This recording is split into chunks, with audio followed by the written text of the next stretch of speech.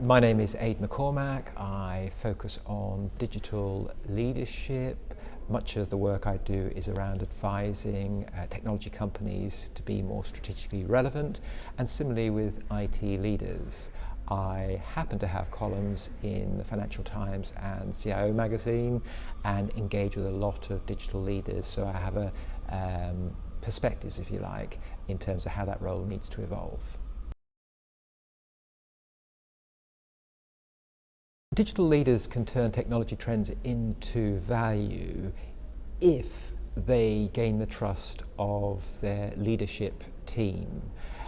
Many CIOs are perhaps perceived as IT managers, so their focus is purely on, if you like, running the business, and any discussions around innovation and technology trends will come to nothing if the factory isn't working.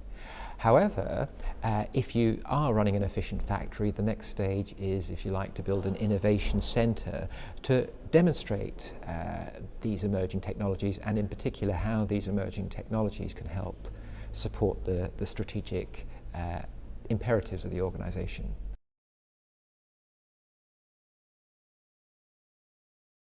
I think the trends that we're seeing in terms of emerging technologies is going to require digital leaders to fundamentally reskill. I think we're going to see, particularly with the cloud, more of the IT management being pushed to third-party suppliers, and therefore the digital leaders themselves being focused more on the outputs of technology. So you might say information management, insight management, collaboration, of which social media is a subset. So I think it's going to have a radical shift. It's going to cause a radical shift in what CIOs do, because in many respects CIOs today are often doing what you might call an IT management type job. So the cloud for sure will free them from that bondage, so to speak, and these analytic technologies, mobile technologies, social media technologies are going to allow the CIO to focus more on business value than technology management. In terms of the workforce, the pure technology skills will increasingly move offshore to where they can be done cheaper and perhaps even better.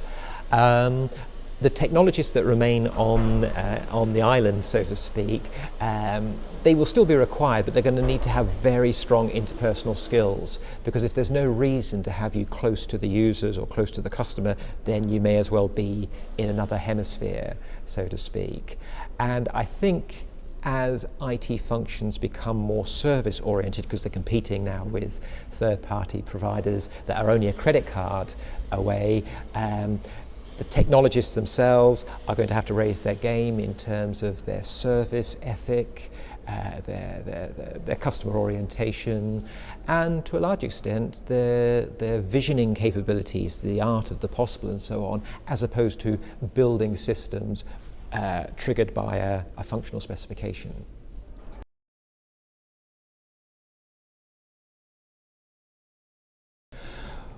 Well, emerging technologies can really only be put to full use if they in some way or other disrupt the status quo in terms of what the organisation delivers and how it delivers it. If you've got a traditional organisation, typically these organisations are very strong on business process, and the people that work within the organisations themselves become process cogs, so to speak. And you might say in many traditional organisations, the creativity is beaten out of the staff as they arrive, so to speak. So their ability to even think about how do we harness new technologies in a disruptive way is very low. So I think the real challenge for traditional organisations is that cultural piece. And in my advising on digital matters, I advise traditional organisations to, in essence, not try and change their existing culture, because it might run for another few years and be economically worthwhile, but today start to build that 2.0 culture, so building a parallel world within their organisation where the people do get creativity and innovation. They do understand how these new technologies can be put to work to deliver greater value for the customer.